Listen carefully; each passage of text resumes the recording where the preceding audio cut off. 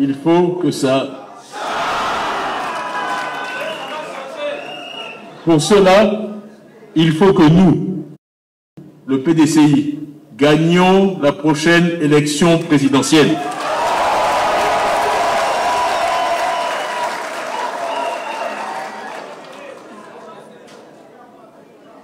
Mais, et je l'ai dit, il ne faut pas gagner pour gagner. La question, c'est que ferons-nous une fois au pouvoir? Alors, chers amis, là, nous avons le discours de M. Tidjane Thiam qui promet aux enseignants ce qu'il sera au palais, n'est-ce pas, présidentiel, ce qu'il fera au fait. Nous allons suivre son discours. M. Tidjane Thiam promet de changer les conditions de vie des enseignants une fois au palais. Suivons attentivement son discours. On en revient juste après.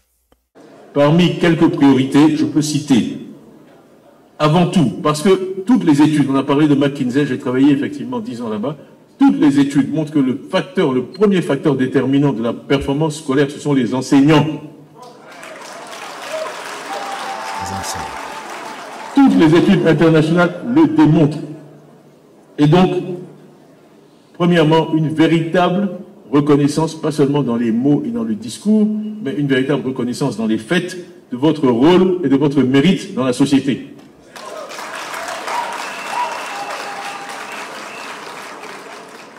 Il faut que les actes et les paroles soient alignés, et ce n'est pas un hasard si ma première grande activité de 2025 est avec vous, les enseignants.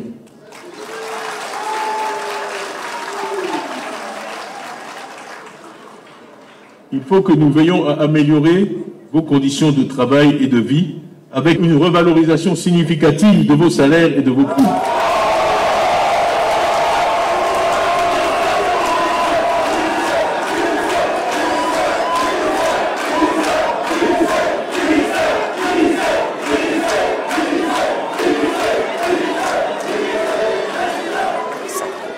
Tidjane Thiam a également salué l'engagement et la résilience des enseignants militants du PDCI-RDA qui n'ont jamais failli malgré les énormes difficultés rencontrées au quotidien. Il les a en outre confié une mission. Nous avons absolument besoin de l'engagement de chacune et chacun d'entre vous pour préparer cette bataille électorale et sécuriser, bureau de vote par bureau de vote, le scrutin d'octobre 2025. Notre victoire prochaine, qui ne pourra se faire sans vous, sera le début d'une nouvelle ère pour notre pays.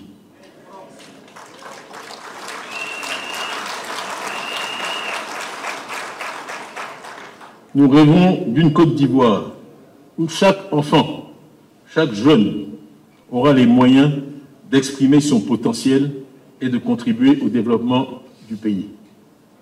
Cela est possible. Et grâce à l'engagement de tous et de chacun de nous, dans 9 mois, cette vision, ce rêve deviendra réalité. Je suis ici ce matin pour vous demander de vous mobiliser et pour vous mettre en mission. Portez nos idéaux et notre message dans chaque quartier, dans chaque village, dans chaque campement. Et surtout, le 25 octobre 2025, soyez dans chaque bureau de vote avec votre présence vigilante. Nous vous appuierons dans cette mission.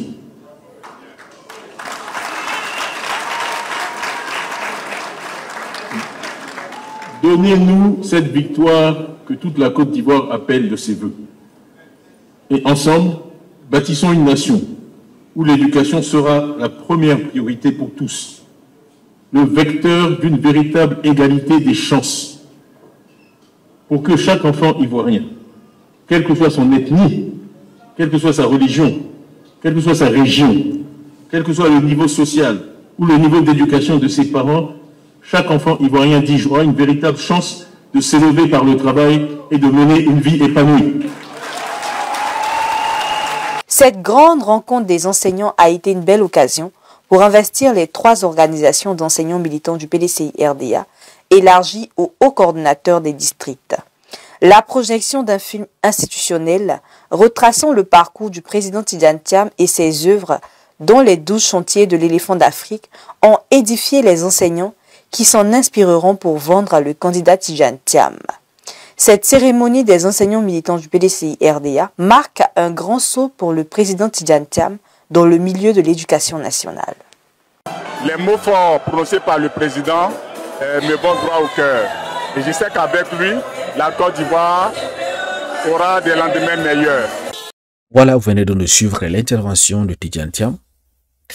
Et voilà, après les polémiques sur sa nationalité, il a, n'est-ce pas, clarifié les choses. Maintenant, il a promis aux enseignants, si il devient président dans 9 mois, parmi donc ses priorités, ça serait quoi? Les enseignants. Et qu'est-ce qu'il fera? Il va améliorer les conditions de vie de ses enseignants.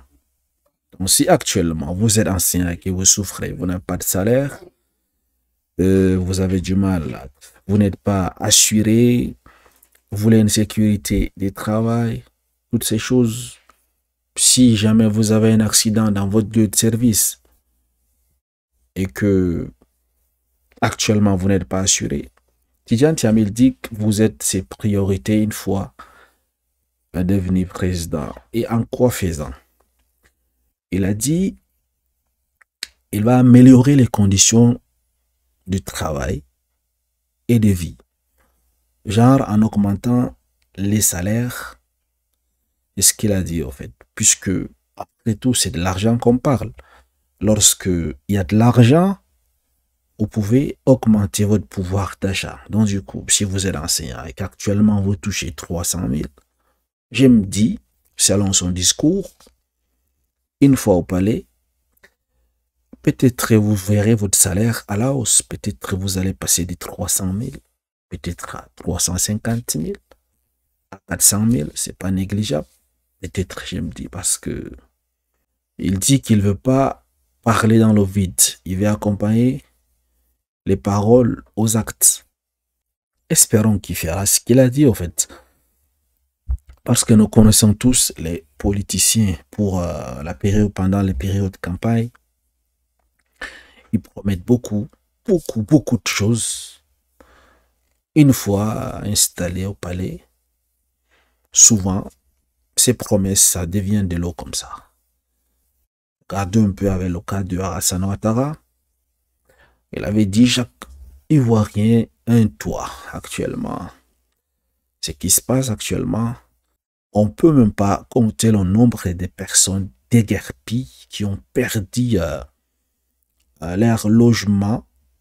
Pourquoi, n'est-ce pas? Parce qu'il y a des travaux à mener, il y a de ponts, il y a de routes, c'est une bonne chose. Mais la politique sociale a échoué. Comment? Parce que dans des pays chéris, où le gouvernement se soucie sincèrement de sa population, vous trouverez qu'avant de dégager des gens, avant de déguerpir des personnes, de les déloger, de démolir leur logement, le gouvernement prévoit des options, soit l'option de relocalisation, construire des logements pour vous mettre là-bas avant de venir donc commencer à vous déguerpir. Ou bien l'option de dédommagement. Si on voit que ces projets, ça ne peut pas attendre jusqu'à ce qu'on construise des logements sociaux pour vous. On essaie, n'est-ce pas, d'estimer le coût de là où vous habitez, combien est-ce que ça peut coûter, et voilà. On vous dédommage. Vous irez quelque part, vous allez ailleurs pour acheter un terrain ou bien une maison pour vous installer, vous et vos enfants. Malheureusement, le gouvernement n'a pas fait cela. Et ça a causé plusieurs conséquences.